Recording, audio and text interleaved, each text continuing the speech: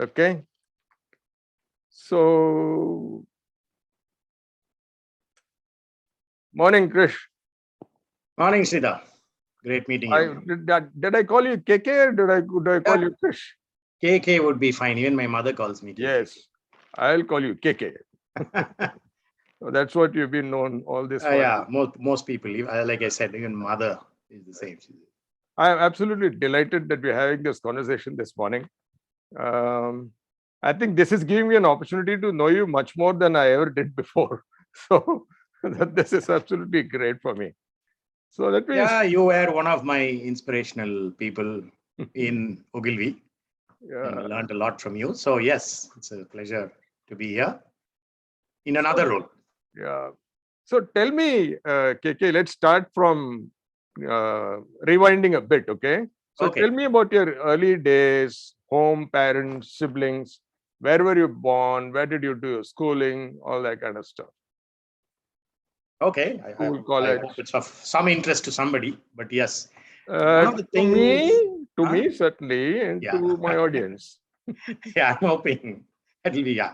So yeah, one of the things about my life, I'm close to be 58 now, Hmm. and one of the big things that I must confess is luck has Uh, played a lot of role in the way I've evolved. hmm.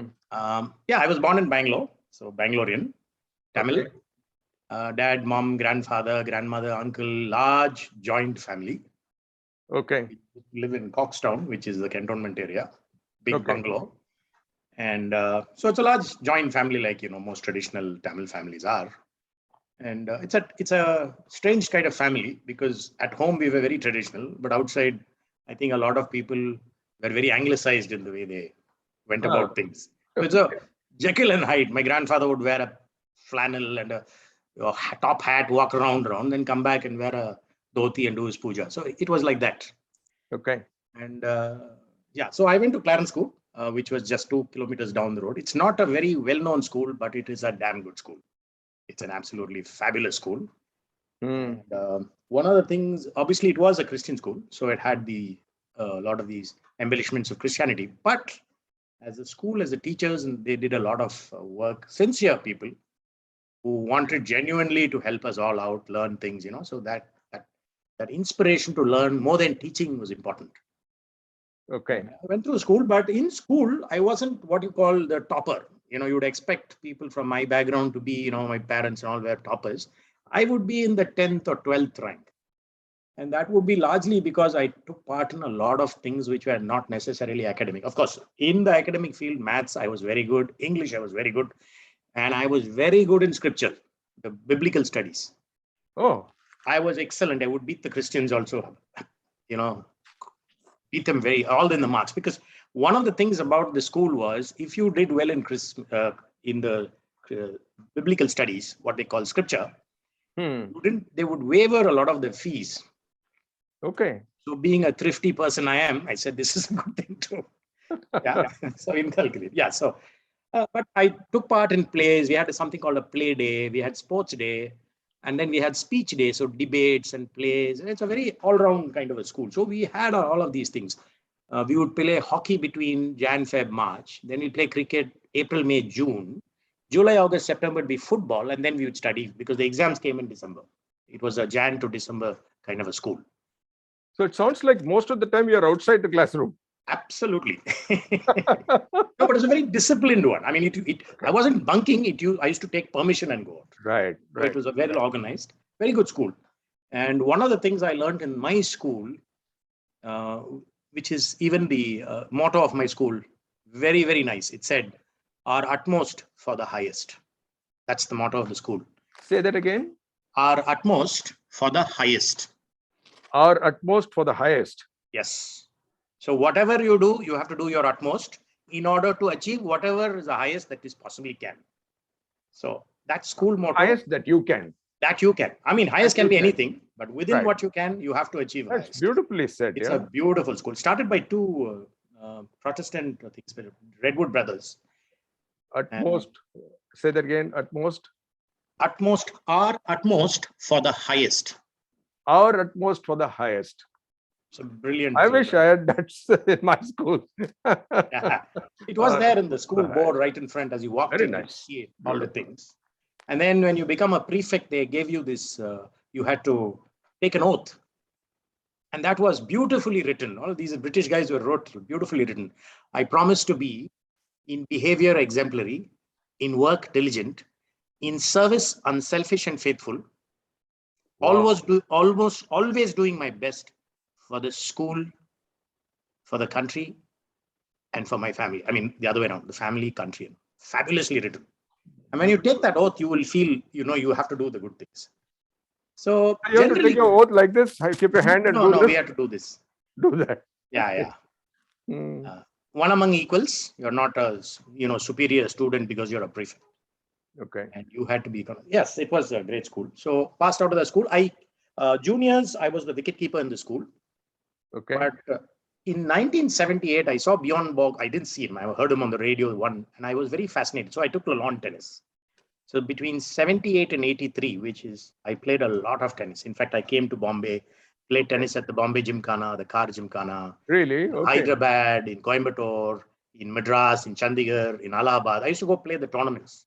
Of course, travel all the country by for the tennis. third round, fourth round. Yeah, amazing. So yes, it was a very nice things. And my father was an ITC, so ITC sponsored a bit of the tennis.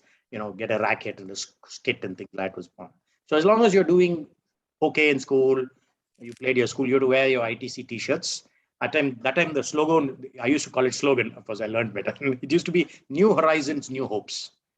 So you to wear these t-shirts and go around. New Horizons, New Hopes. Yeah, for ITC, right. So, okay, so, I'm not trying to put any box kind of stuff, but yeah, typically when we talk about our student life, I think there are three things that happen. One is studious, mischievous, pranks, whatever, right? So where were you? All of it? I wasn't studious, but I was a prankster, but respectful prankster. If I did something, my teachers would laugh also. It was a prank. It would be on them, but they would also laugh. It'll never be that, I'll punish you because of that. So nobody will get hurt. Nobody gets hurt. I always respected that. Nobody gets hurt. So but I would say what I would say. I was not afraid. Get hurt. Yeah. Okay. Unless, of course, some teachers were sensitive. So I would not put it past. If you're sensitive, I don't want to hurt you. But so are you still in touch with some of your classmates? Some of them have passed on. I'm 59, so you can imagine some of them. Mrs. Bailey would have, she would be 100. So a lot of them, but yes, great teachers, all of them. Okay, so I don't know. That's my school. I hope you liked it. No, it's nice. It gives me a nice context of your growing years. And much of it is sort of fitted inside like Intel inside, no? So it's all part of us and it shows up somewhere or the other, right? Yes. So that's a nice thing to have. And I personally think it's a nice thing to have happy memories about school and college. Yeah, absolutely. I think my school days and the Ogilvy days were the best years of my life. Yeah. Absolutely. Of course, Rainman is equally great. The company that I run now as an entrepreneur. Okay. We have great fun and inculcate whatever I learned from various places into the culture of the company. You're a man of many, many talents. Okay. So I'm going to start with something. Let's start with limericks. How did that start? And you have to give us some examples of your limericks. Yeah. One of the things as being in the family and in the school was the respect or the interest in the English language. Okay. So English lends itself to humor. I mean, the British are humorous, witty, and from a very early age, I used to write even for the Clarencian magazine. I wasn't the editor, but I would write and contribute. And sometimes I look at my writings in the third standard, in the old Clarencian magazine, and say, did I write that? It used to be that kind. Anyway, so the first thing that when we opened the third stand, Mrs. Bailey opened a book. And it had this Edward Lear's wonderful limerick, which is an all-time great. It said, I'm just repeating it for you, but it's a fabulous poem, limerick.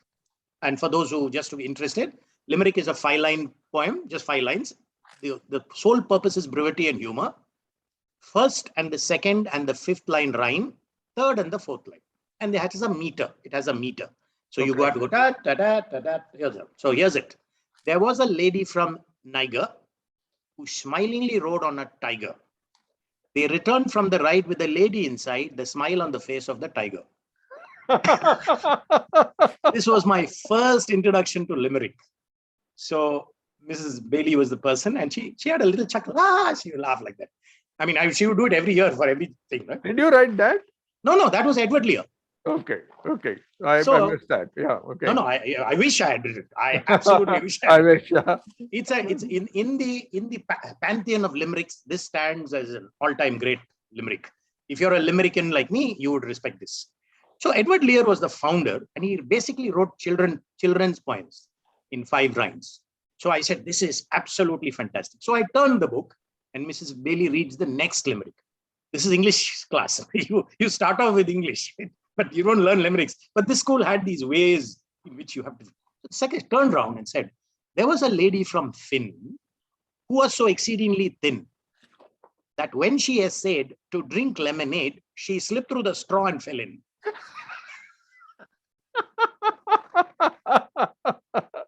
Brilliant. Absolutely brilliant. So I said, what happens is when you're in 3rd standard and you're reading this, how much of the vocabulary are you learning? Look at that. There was a lady from Niger. So the child is going to ask, what is Niger? Oh, it's a country in Africa. Actually, the word is Niger, but in English, you say Niger, right? Yeah. Who smilingly rode on a tiger. So there'll be a picture of a tiger. They returned from the ride with a lady inside, the smile on the face of the tiger. But the other one, there was a lady from Finn. What is Finn? Finland. So you learn Finland. Who was so exceedingly thin. The word exceedingly, beautifully paraphrased, exceedingly thin, that when she essayed, why are you saying essayed? Essayed means to try. Brilliant, right? When she essayed to drink lemonade, she slipped through the straw and fell in. So it's absolutely brilliant. So from that day forward, my job was to write limericks. Yeah, superb. Superb. So I wrote, my first limerick was this, and it was written in my 4th standard for the Clarencian magazine. So there was a lady from Spain who shed tears at every window pane. She sobbed and she cried. She wept and she sighed as she thought of its permanent pain. The word pain, window pane and PAIN. So this is what I wrote in my early days. Then, of course, limericks was part of my life, all life. So I highly encourage people to read limericks. Unfortunately, or fortunately, some limericks are very obscene and they are funny because they're obscene. Yeah. I don't have a problem with obscenity as long as it's written classically. Yeah. And it doesn't hurt. It doesn't hurt, or if it's classy. If it's just for the sake of obscenity, then it loses its. Yeah. And I respect Edward Lear too much for that. Okay. And I started writing limericks. So my own, there was a batsman from Herds who uttered the following words. No helmets for me, I'll hook bouncers, you'll see. Alas, those were his famous last words. So can you create a limerick on the go just like that? On the go, difficult. I'm a prepared. I'm a kind of person who likes to prepare. Okay. But yes, sometimes I do. There was one Mr. Grant who once asked me, can you make I believe, KK, you can make a limerick on any subject. I said, yes, that is possible. Impromptu, no. So he said, any subject, what about the King and Queen of England? I said, they are not subjects. And he laughed.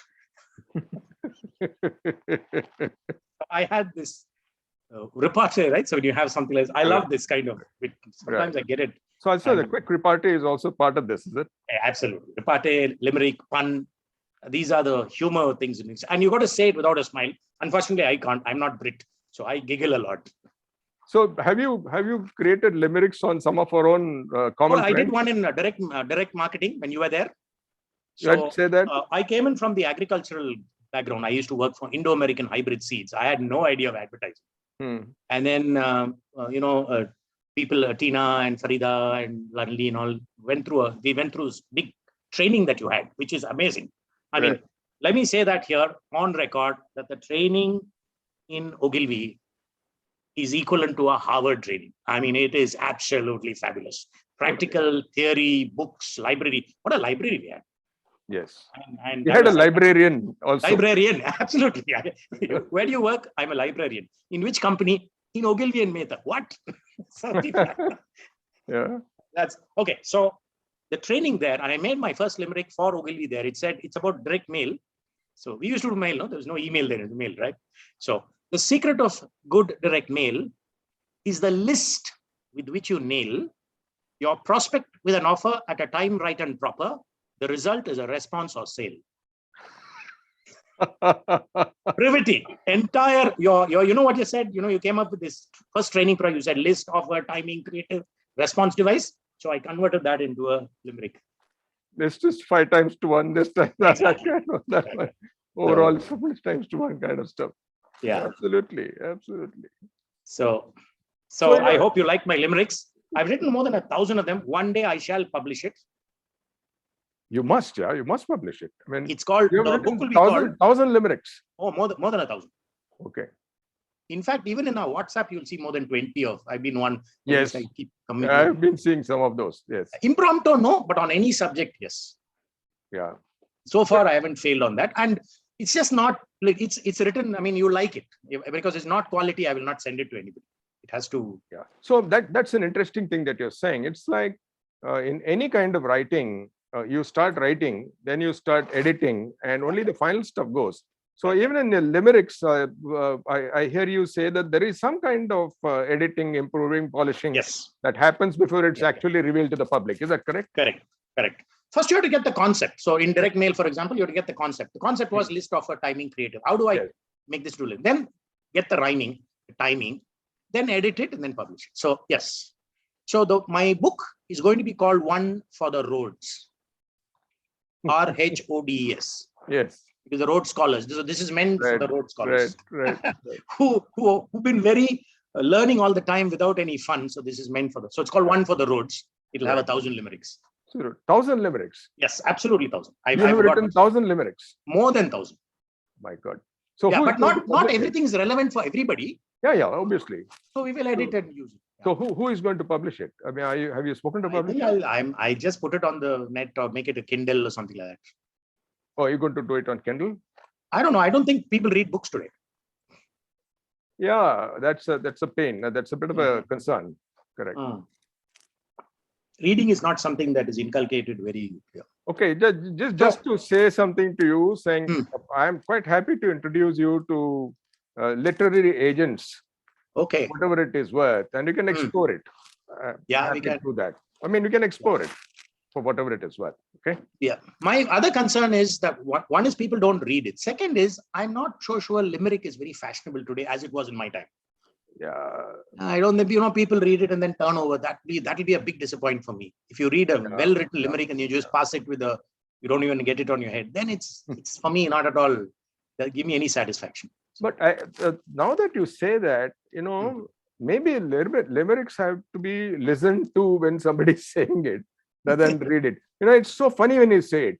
Yes, it's more funny when it's said. Yeah. Right. So in fact, it's sung. It's actually sung. It's sound, right? So it's actually sung with the guitar. Correct. So if I read it, is it likely that I'm going to have as much fun as I had when you actually said it? Yeah. So maybe you should create a series of videos on your limericks rather than write a book on limericks. No, but it's a very creative process. It's a very creative process, Sridhar. Yeah, I can imagine. So Vasu, for example, plays the flute, and there's one which is written by Ogden Nash. He writes it beautifully for somebody on the violin. It's a very difficult instrument. The flute is a tutor. They call it tooting, right? Yeah. Yeah. So very, very difficult. You have to blow. And he said, a tutor who tooted the flute tried to tutor to tutors to toot. Said the two to the tutor, it's harder to toot than to tutor to tutors to toot. I mean, a tongue twister and a limerick in one. Brilliant. My goodness, yeah. Now, I hope you like my limericks. And yes, we will discuss it. But I think bad. See, they're not bad for a mathematician, right? Yeah, but I'm just saying, with limericks, you should get onto the video because it's so interesting to see your expressions and the way you say it. It's not going to be half as much fun when you read it. I mean, that's That's the feeling I'm getting. I'm completely watching you agree. as you're doing it. I'm seeing you having so much fun doing it. It's Absolutely. so interesting. So let me Actually, get limericks are actually sung. They yeah, actually it is sing it. sound. It's about It's a sound. song. Yeah, yeah, yeah. So So the, that's my piece on limericks. that's right. So the other question I have is that I understand you're, and not just I understand, I know that you're amazing in imitating people. Impersonation is the highest form So, of flattery. well said. So how did that happen? When did you start imitating people? Was it official, unofficial? Again, very unofficial. It just happened. I didn't know I had this talent, but again, it's all youngsters. You know what happened is we had one Sashti Abdurpurti for my grandfather, and one Krishnamurti Vadyar. The priest came. He did all the pujas, and I was watching him and his group of people do it.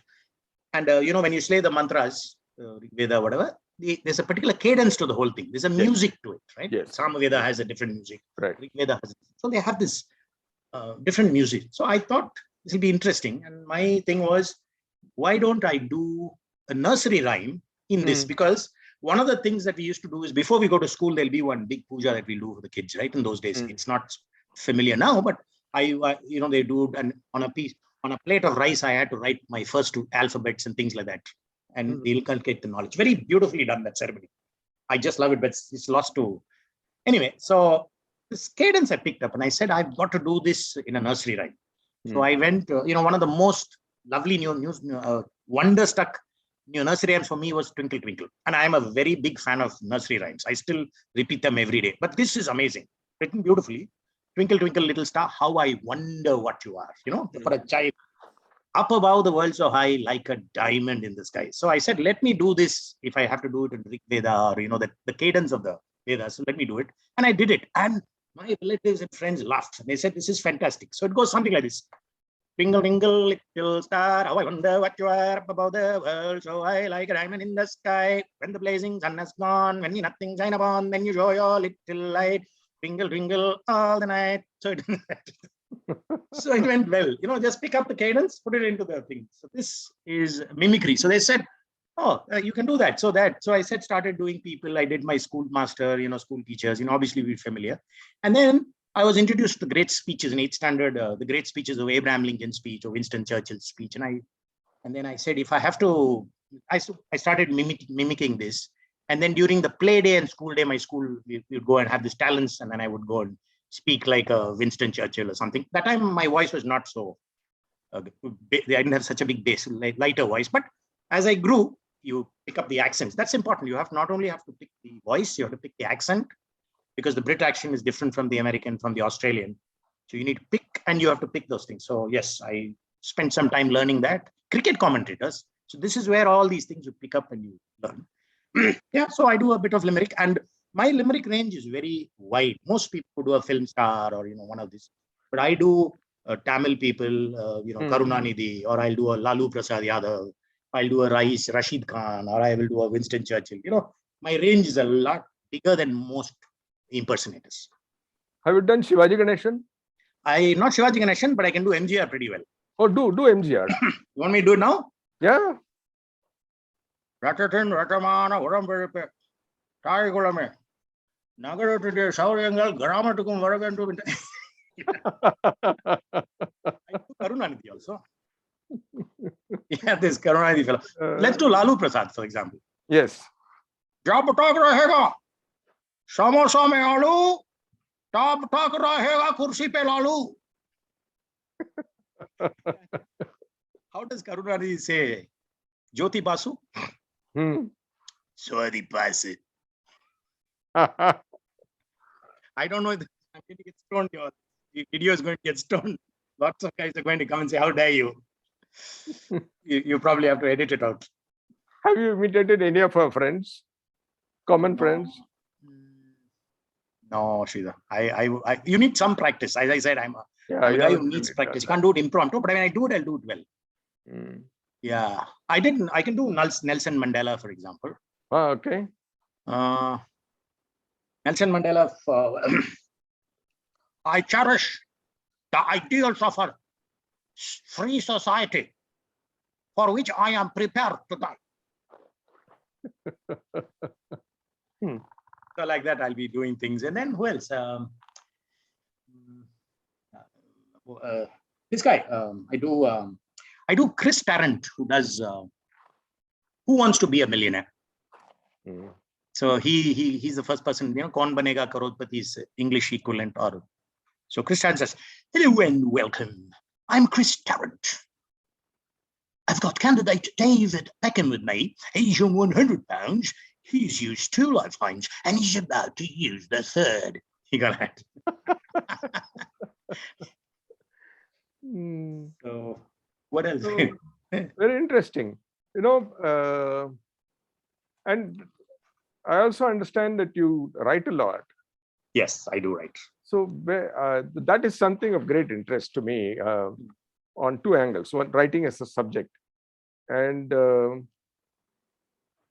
how do you go about writing? When do you find the time? How do you find the subject? All of that is interesting. So tell me. How I find the subject is if I see that there is a subject that needs some kind of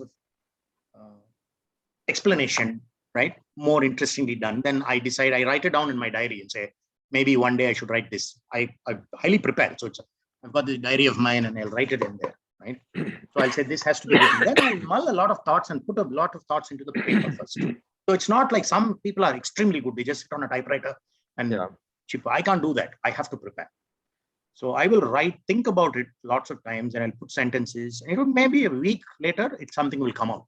So you write as in write, not type? No, I write with a pencil. With a pencil? Yeah, I can never write with a paper, a pen or something. This is always a pencil. What pencil is this? Nataraj. So 2HB, something like that? Yes, I don't care what it is, but I just sharpen it and hopefully, and then I start writing. So here's an example just to show. It's all written in pencil. Whatever I write, I note it always in pencil. Right. I don't know. I can't seem to. So it's on a plain white sheet, not a ruled paper. No, it's in any sheet. It doesn't matter. Even at the back of a bill, I'll write something. Okay. Yeah, it doesn't matter. Material. I just write some because when the thought strikes you, you have to put it there. So anytime, anywhere, whenever. Anytime, envelope, a bill in a restaurant, tissue paper, everything I'll write. Then I'll put it into my pocket, take it home, put it into a diary. So you don't have a writing ritual like many of the writers. Like there are some people who will write at a particular time of the day with a particular instrument, with this thing, or typing or writing in a particular notebook. So they all have, all of us have our own sort of this thing. Is there anything about the time of the day for your writing? Yeah, I write at 5:30 in the morning. 5:30 in the morning? Yeah. What I meant was when I jotted down, when I said write, I jot things down into various material, bring it together, and then I sit at 5:30 in the morning. By 6:30 it's done. So what time do you get up? 5:30. 5 o'clock.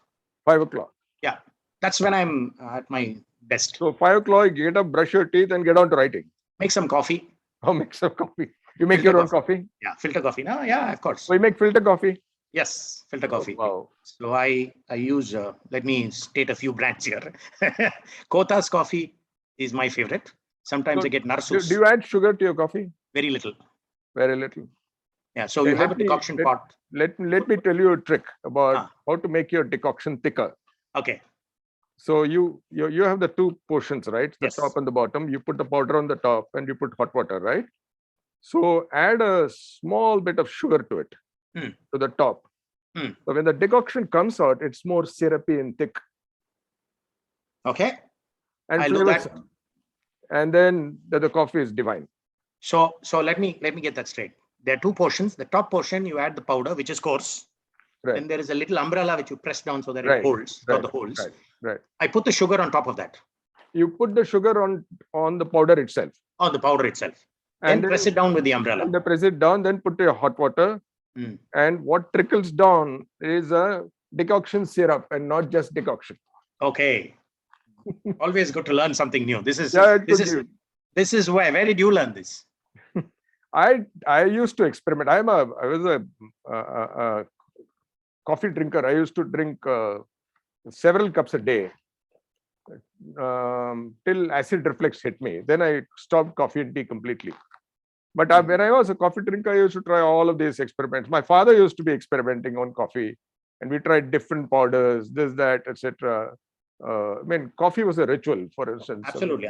For me, it's my best brew there. Yeah, absolutely. Absolutely. Fabulous. Yeah. And I wonder, I don't know why these coffee shops don't sell the filter coffee. It is such a great coffee flavor.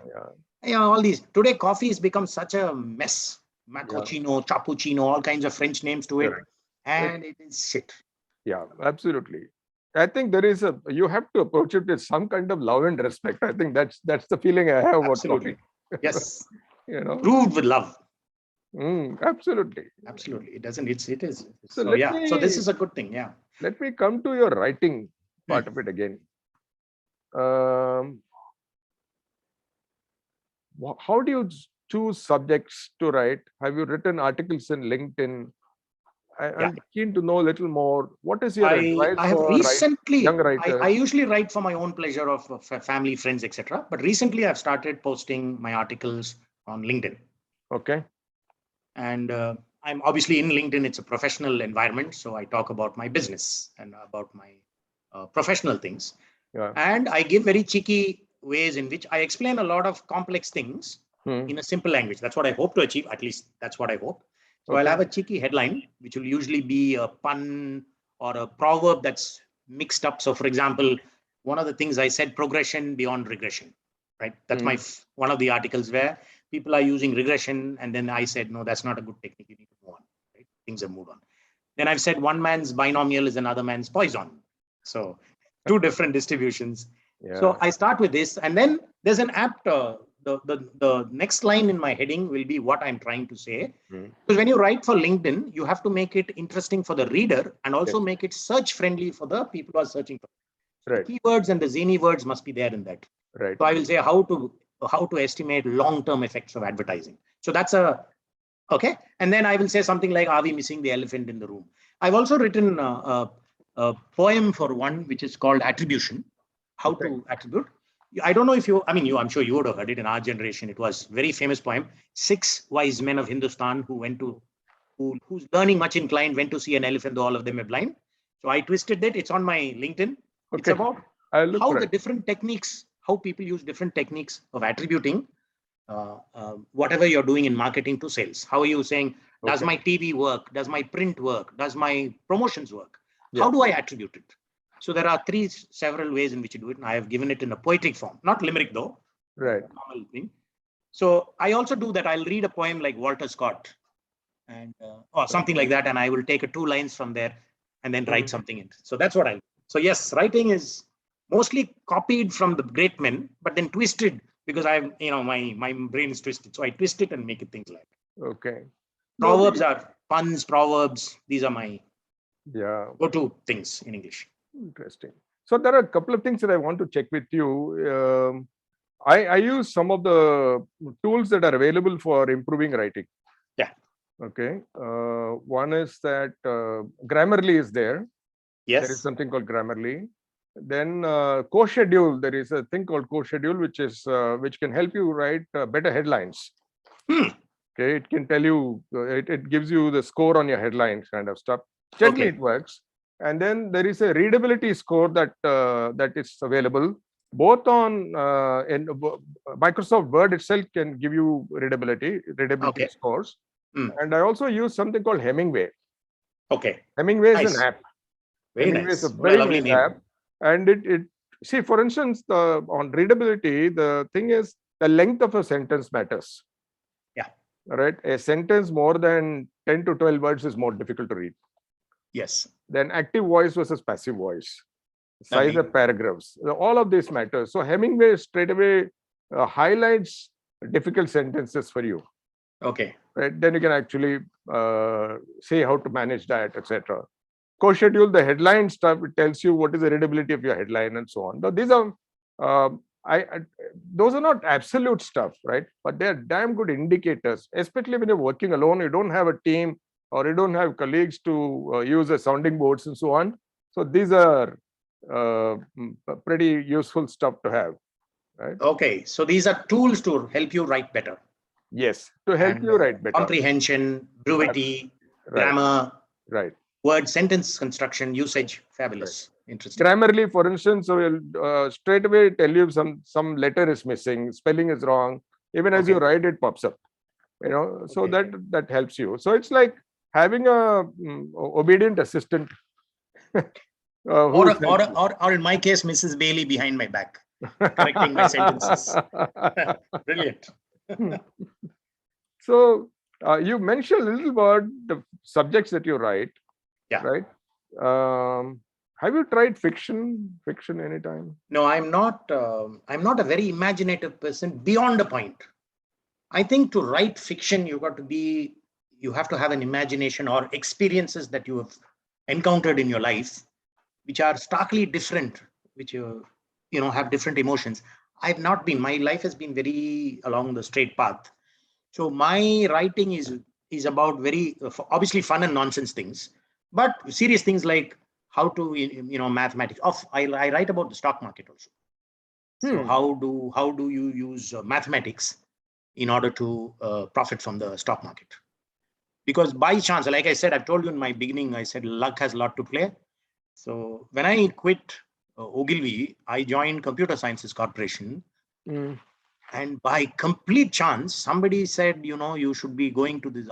We go to Germany and figure out something on CRM. That time CRM was customer relationship. I had no clue it was credit risk management.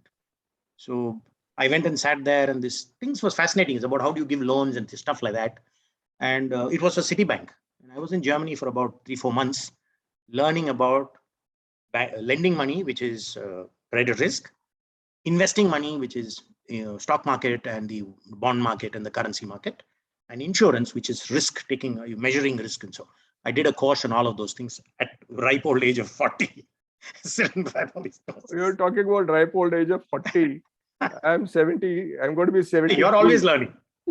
So learning is what keeps you young. Yeah, but this is learning not for pleasure, but learning to write an exam and pass it. So I was fascinated by the mathematics of the stock market. Okay. And one of the things where I was reading some article on Sir Isaac Newton, who, in my opinion, is the greatest mathematician of all time, period. Because he invented calculus because he felt, I wanted to study gravity, I wanted to study laws of motion, and he went to the library and he asked, is there a book for, things mathematics which measures the movement? And the librarian or somebody told him, sorry, we have only static mathematics. So he said, okay, I'll go home and invent calculus. So he invented calculus because he wanted to study laws of motion and gravity. And after he invents calculus, after he brings forth the laws of motion, the 3 laws of motion, and he brings out gravity, he celebrates his 25th birthday. My God, 95th birthday. 25th birthday. 25th birthday. After creating all of this, his mother says, come in, Isaac, we got your birthday cake on, cut it. So it's 25 years he does all this. 25 years. And when my students say it's very difficult to understand calculus, I said, look at it. He, before 25, without electricity, he invents it. Why is it so difficult for you to learn what is already invented? So that Isaac Newton is an absolute. But does that logic fit? Do they buy that logic? Now, that is a different issue. But let me come back to the stock market. Sir Isaac Newton couldn't make money in the stock market, even though he invented calculus, and calculus runs the mathematics of the stock market. Newton lost 9,000 pounds in those days, investing on the South Indies company. So why did that happen? What's your take on why it happened? Let me quote what he said. I can calculate the movement of the stars, but not the madness of men. That's the answer. That's a superb quote. Yes, that's one field where you can't apply mathematics. Everybody says that to the stock market because it's all about madness. But when you look at the stock market, it's got 2 parts. One is the intrinsic value of the company, which is its ability to generate cash. Then the madness of the men puffery is all on top of it. So if you remove the puffery, there is a lot of math inside. And I write algorithms that trade on the stock market or help you invest. And if there is a market like downturn now, you will lose less than other people. So you have a method for all the madness, and you will be a very, you will make a, I can't say you'll make a ton of money or everything, but it will steadily grow your wealth over time. Very interesting. So that brings me to, you talked about books. Any recent books that you have read which are interesting, which fascinating, which you recommend to others? Okay, I read nursery rhymes right now. Right now I'm reading nursery rhymes. And You're I'm reading looking nursery at it. rhymes. Nursery rhymes, very interesting. When you see it as an adult and you read these things, it is so interesting. This one, which is, I was reading this. I said, let me learn some nursery rhymes. Now, you may think this is, I mean, lots of people on your view will say, what is this guy? He's got gray hair reading nursery rhymes. I was reading this American poem, Mary Had a Little Lamb. And I mean, we just repeat it in school and we sing it around and go along. But today I read it, or yesterday, and I had a new meaning to it. So here's a fantastic thing. It's about love. I think Mary Had a Little Lamb is all about love. So the lamb follows to school, so goes to school and the teacher turns it out and all that goes on. But the last line, why does the lamb love Mary so? The eager children cried. Right? They asked, why is that lamb loving Mary so? And the eager children asked the teacher. And here's the teacher's answer. Brilliant. But Mary loves the lamb, the teacher did reply. Brilliant. I had missed this in all my years. I said, this is amazing. That actually triggered an interesting question in my mind. I don't know whether it's interesting. So, is there a comparison between limericks and rhymes? No, limericks uses rhyme. Rhyme is about making two sentences sound the same at the end. Right? Limericks need not follow that. Limerick is a poem which uses rhymes, but it's a specific time of limerick. It has 5 lines, so that's the first rule. Second is 1, 2, and 3 will rhyme, and they are longer lines. 3 and 4 will rhyme, they are shorter rhymes. Okay. Right? So they have this meter. And it's supposed to be funny. I mean, you can't write a limerick and not raise a smile. So you have to be funny about it. So it has to have, I'm not saying you have to fall off laughing, but it should be funny and it should be serious. It should convey a serious thought. Yeah. At the end of it. That's what I call a good limerick. So even if it is a damn good limerick, but if it is not funny, it's not a limerick. It's a limerick, but it's a boring limerick. Boring limerick. We should call it by a limerick known by any other name is still a limerick, right? So, but it has to be funny. Okay. So tell me, I mean, again, you're a man with so many different interests. I don't know. I have been dying to ask some of these questions. Tell me about your interest in apps, testing apps. What kind of apps do you test? How does the process work? Who approaches you for this? I am not a very technology, what you call a geek kind of person, funnily. But I use certain apps. For example, the Uber is essential to me. Sorry? Uber. Uber to move around.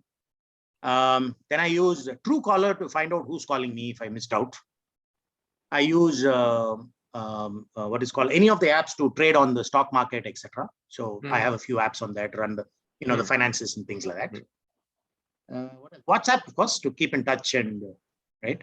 But other than that, not a big app user. I'm not a geek person at all. I like to be a little away from. Somebody said you have a Facebook page. I said, yeah, I rather prefer face-to-face than Facebook. Okay. But recently, I have got onto LinkedIn and I like it. I think like LinkedIn, but I will be writing a lot more now. Yes. Okay. Apps, no, Shida, not such an app man. Okay, not such an app man. But somehow I got the impression that you were interested in testing various apps and so on. No, I'm not a user of them. I like the concepts of apps, but I don't have time to use a lot of them. See, for example, I've developed an app which is an ad serving technology.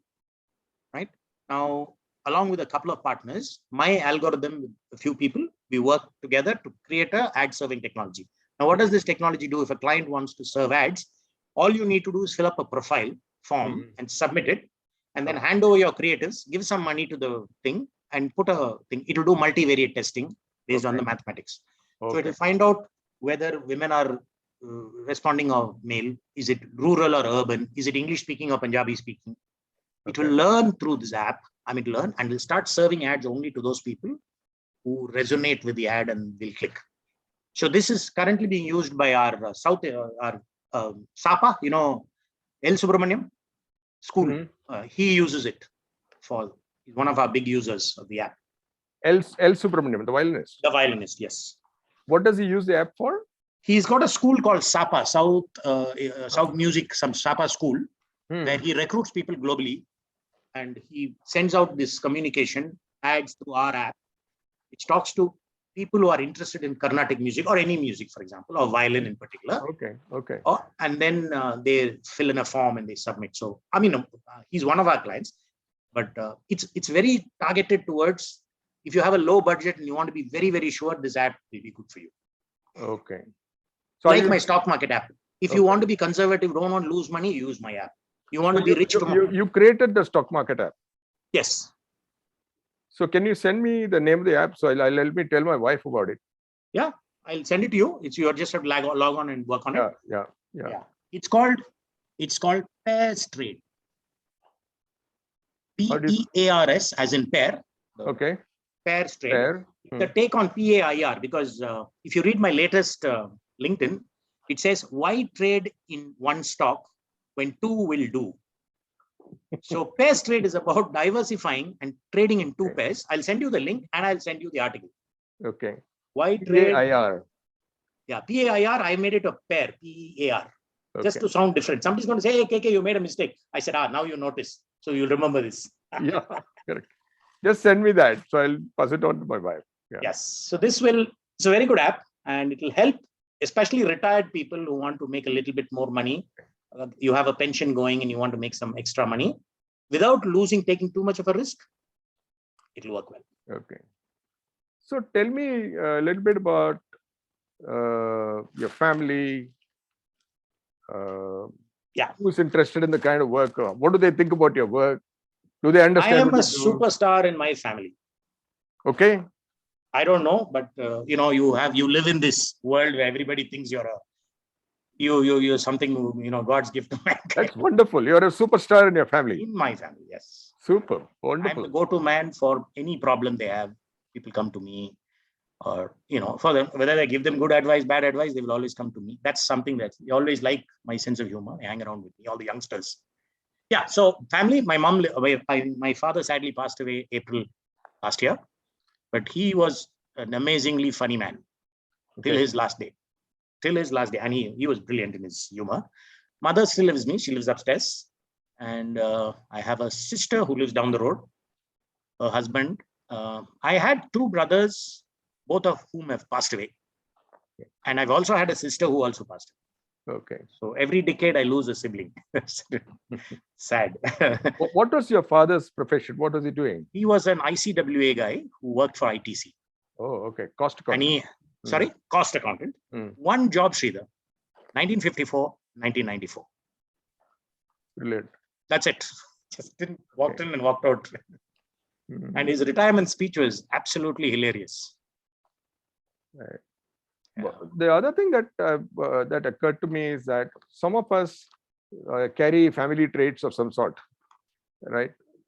Like for instance, the kind of passion that you have, for learning, the passion that you have, the large heart you have for sharing, all that must be coming from some kind of family traits, is my hypothesis. Is that a fair thing to say?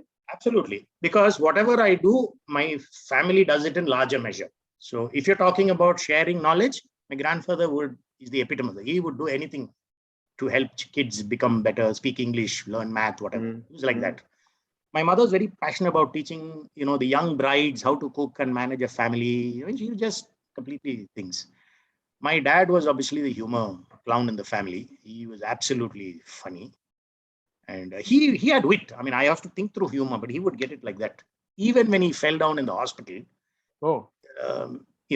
they went and gave him a surgery and they replaced his hip bone, and they asked him, do you want a Indian bone or a German bone? And he looked and asked me, I said, go for whichever is the best, even it's more expensive. So we went for the German bone on the right side.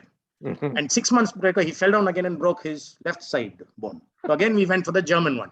He wakes up in the hospital, and then he comes up when he comes to the room, the doctor comes to the room and he's about doing his checking and all. He said, Doctor, I'm half German.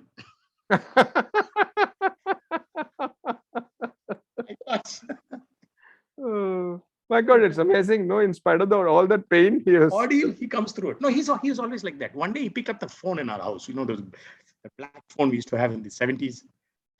And every day there'll be a call at about 8 o'clock or 9 o'clock about somebody in Krishnagiri. Sir, Krishnagiri irukangala. Some one noise will come like that. One voice. And every day we'll say, no, that's, and keep it down. One day he picked it up. We thought it was this Krishnagiri fellow, but it came and my father looked at, hello? No, this is son of Subramaniam. And he kept it down. And then we all turned around. We were expecting it to be this the Krishnagiri fellow. And he said, what happened? Who called? No, somebody called and said, is it Sisters of Charity? I said, no, I'm son of Sundaram.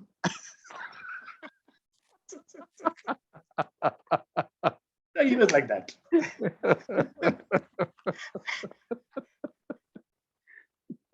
My dad was a hilarious person. I know. But this is, conversation with you is so funny. It's amazing. Right.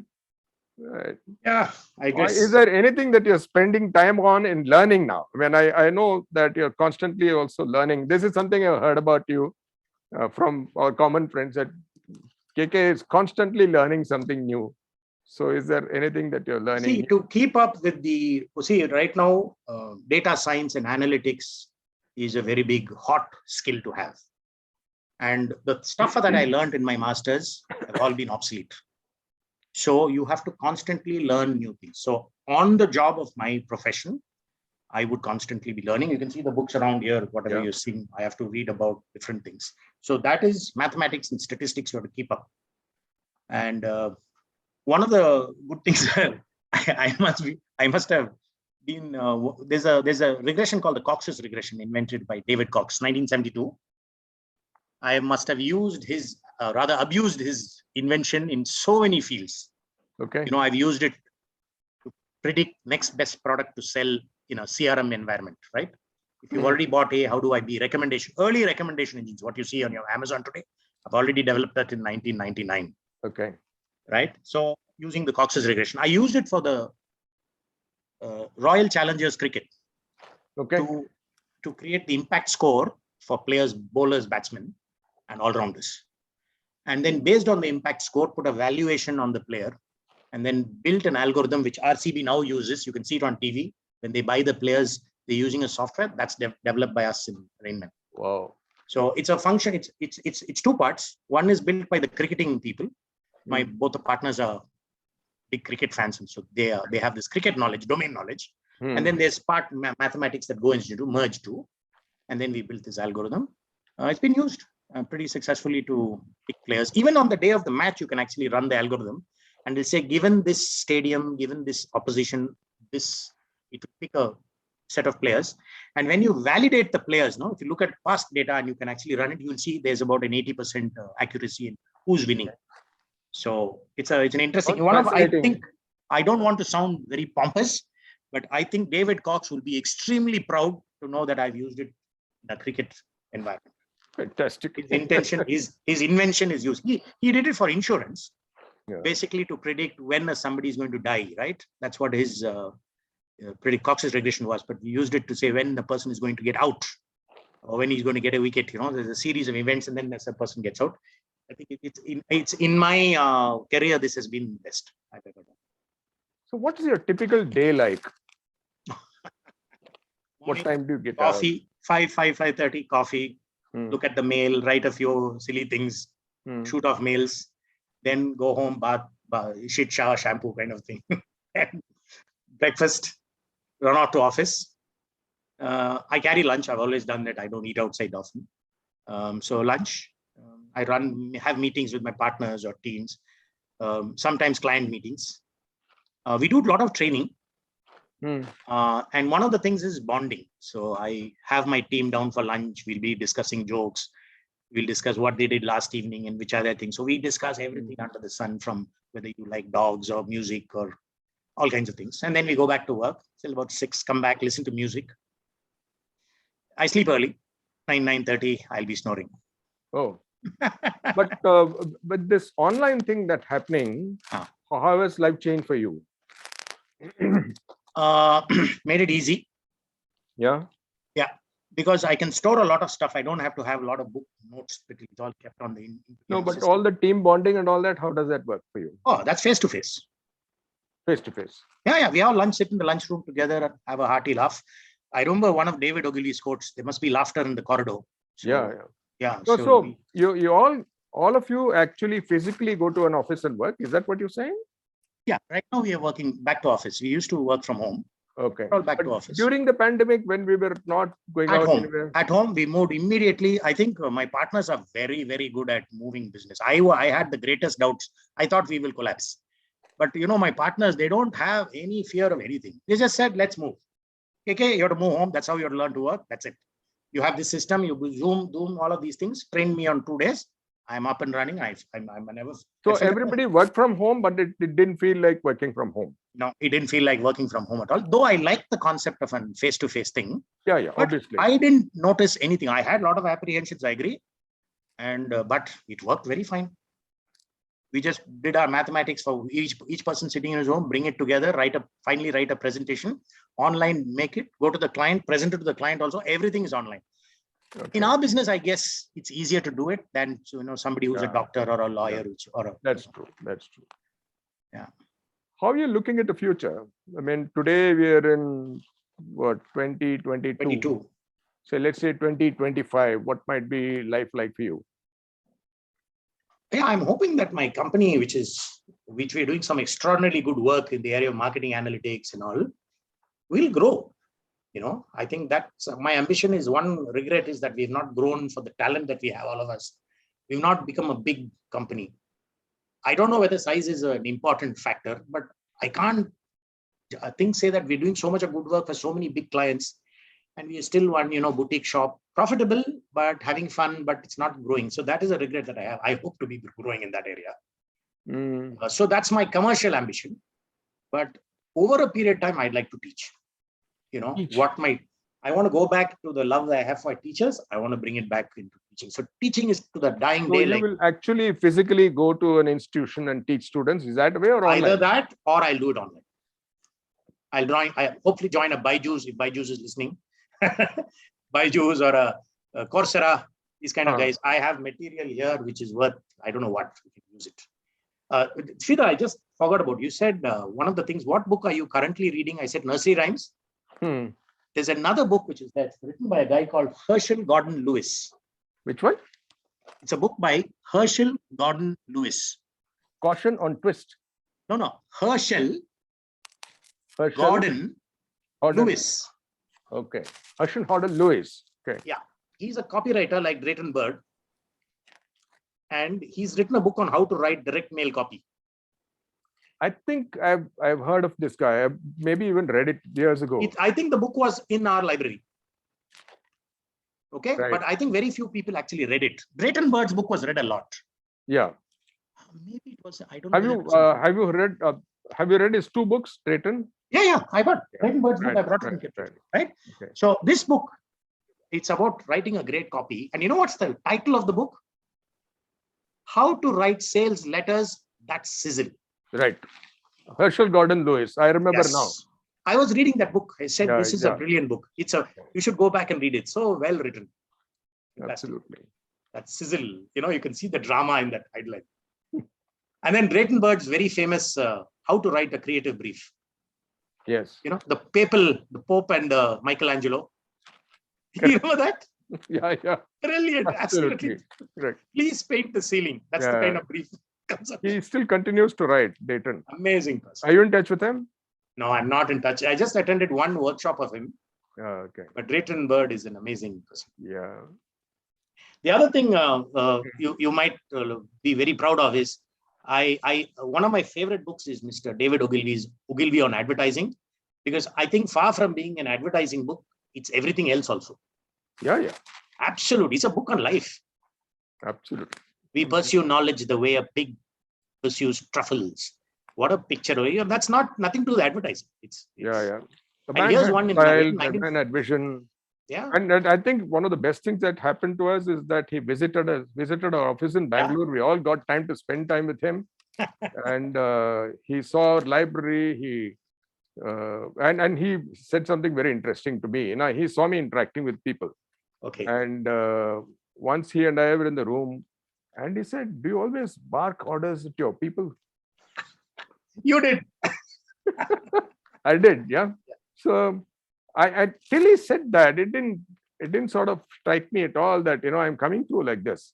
But what struck me is the very nice way in which he said it. Yeah. He didn't give me instruction, but he allowed me, and he came home to our house, Tamram house, to have lunch. He had a conversation with my mom in her 9-yard sari and all that kind of stuff. So Brilliant. Learned a lot in that kind of thing. Yeah. One of the things I'm going to do for you, you are a big fan of David. Who isn't? You are one of those people. So I'm going to do an impersonation of David Ogilvy and give it to you. Please do. All his things he said on his magic lantern, about 3 to 4 lines I'll do in his voice, and I'll send it to you. Yeah. That would be. You're doing it now? You're sending it? No. I will do it. If I do it, I have too much respect for them too. Okay, so you send it to me yourself. It has to be perfect. I'll do it and send it. Yeah, okay. Okay, when you see it, you should say, okay, David's come back alive. That's David is speaking to me. Yes, he's speaking to you. Don't bark law orders.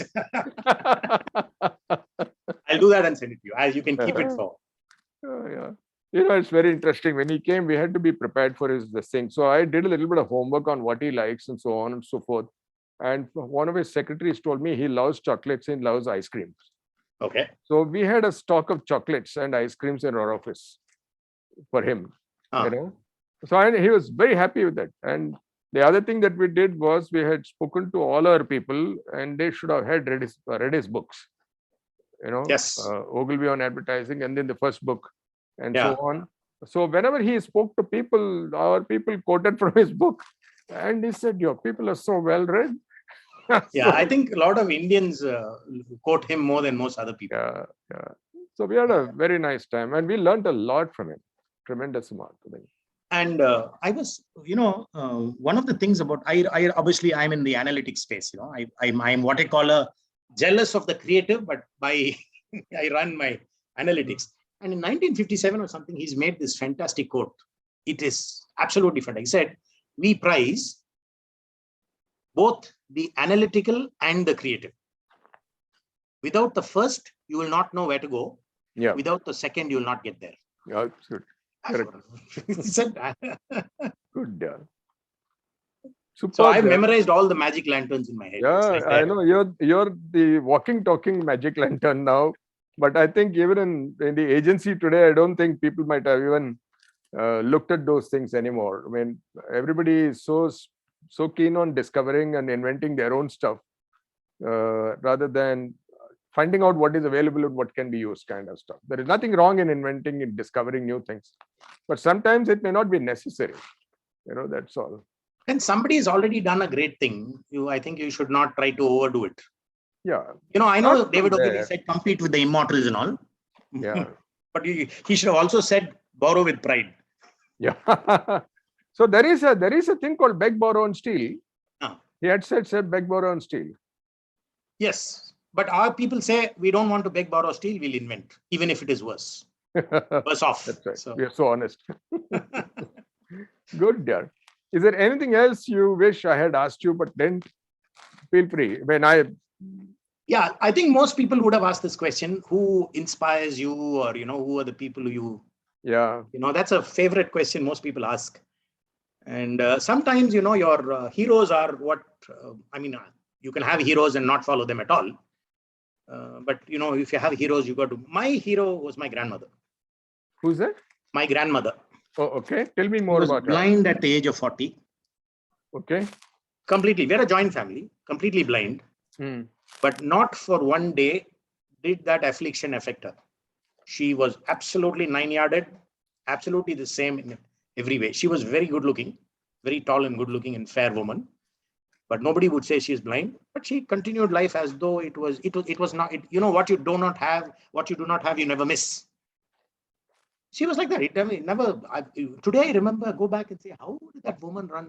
Look after us and manage your family. She was in Bangalore. Bangalore. She became blind when I was around 5-6 years old. She became blind. It's not that she was born blind. Okay. Over a period of time, the disease was called retinitis pigmentosa. Nice name for something. What is the mother tongue? Tamil. Tamil. Okay. Tamil And she branch. knew other languages also? Not she was. I am the linguist in the family. Okay. Most people are only bilingual, English and Okay. Tamil, and some Kannada. I've gone on to learn Hindi and languages. I like it.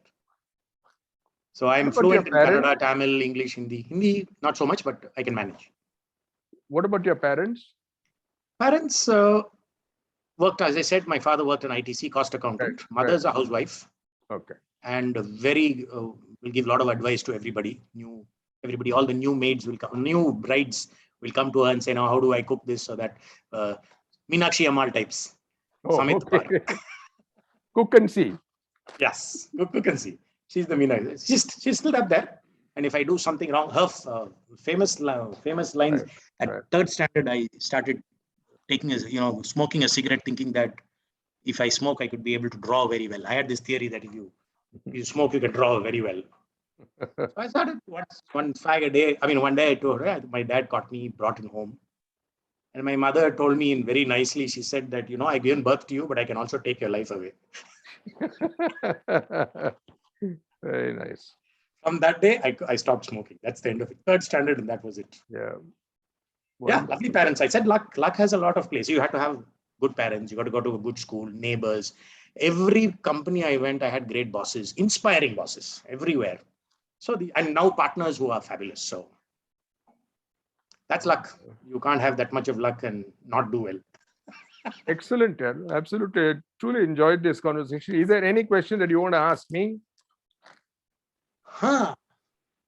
One of the things I want to ask you is, how do you get ideas that just come out of, you get these ideas for problems. You seem to get it just as though it is out of a box. You just open a box and pull it out.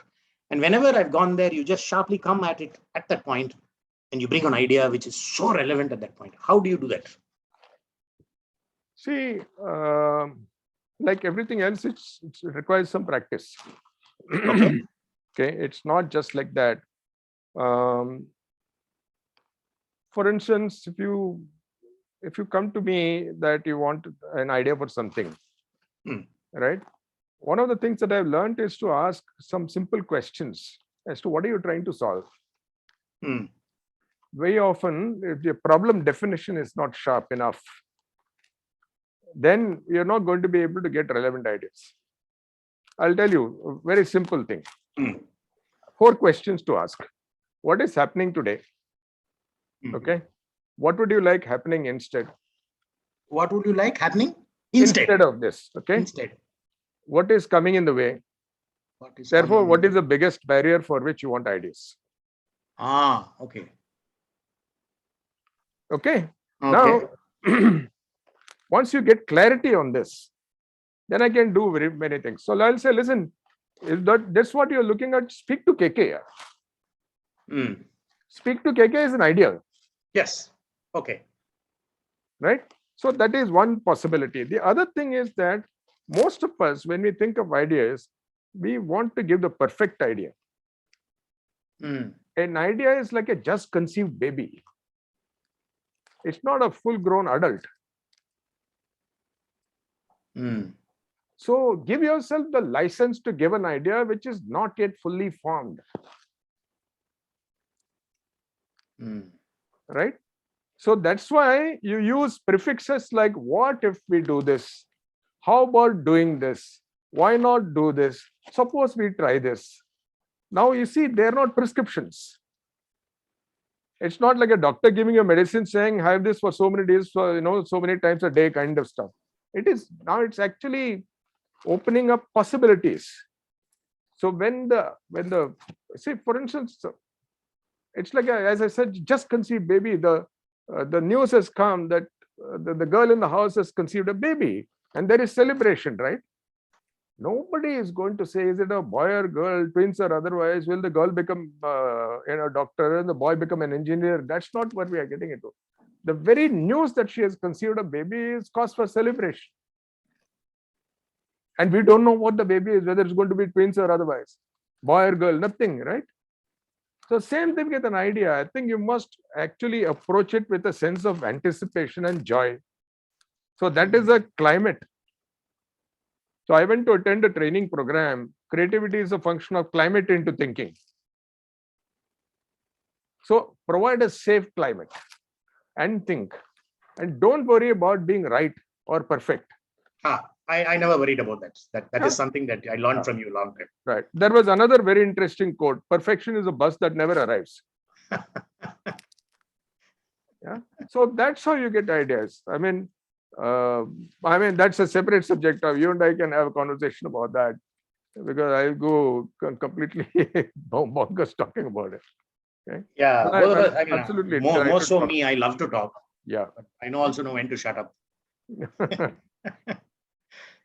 Yeah. Anything else, KK? I mean, that I wanted to know. We had such a lovely time talking to you. I didn't realize that we have spent so much time talking.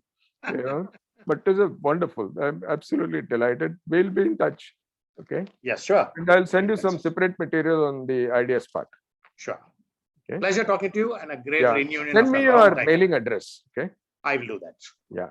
Okay. Okay. I hope this takes off. I hope there's something in it for fun and some lessons for people from this video. Yeah, but that's an interesting thing. So what do you think the message people will get from this conversation? That you can be, at least from my side, that you can be a jack of all trades, and there's nothing wrong with that, being a jack of all trades. So that describes you, but what is it? What's in it for them? What's in it for them? I mean, they're going to be spending time looking at this video, right? What's in it for them for spending time? I'm being very simple here. I hope it's like, you pick up your lessons from this. I'm not going to tell you this is what it is. You pick up, but I hope it was entertaining and enjoyable. Two old people topping. I'll tell you what I'm getting. Okay, there you are. You always have what I'm getting is that first is that enthusiasm. Okay. And a sense of humor lubricates a lot of things that come our way and make things happen. Okay. Right? I like the word lubricate. Nice. Yeah. Okay. So I think that's like magic. So if you have enthusiasm and a determination, you can make things happen. Yeah. We're not, so sad dogs only can spread gloom. They can't do anything else. So first is have a sense of humor, sense of optimism, sense of possibility, and getting up before the count of 10. All of those things are very important. And that's the message I'm getting from you. You didn't use any of those, okay? No. But from all the things that you told me, and you're constantly exploring, you're constantly testing, you're constantly checking out something, and you're laughing, you're smiling, right? And you're having fun. Right? Even your stories, the way you narrate your stories, even your grandma's story, all that, I mean, the fact that she didn't have eyes could be a major concern for everybody, but that's not what you focused on, right? No. So the choice we make where to focus our time and energy is a huge difference, makes a huge difference to what we get as an outcome. She was a living example for you. What a wonderful person. Absolutely. Right? Good. Okay, so that was a great conversation we had. I learned from you. Right. I think the taking off for me is that how to build this idea. That's a fabulous question. 4 or 5 questions that you put. I'm going to take that away as a big takeaway from this. Okay. We'll be in touch. Yes, sir. Namaskaram. Thank you. See you then. Bye. Bye. Bye.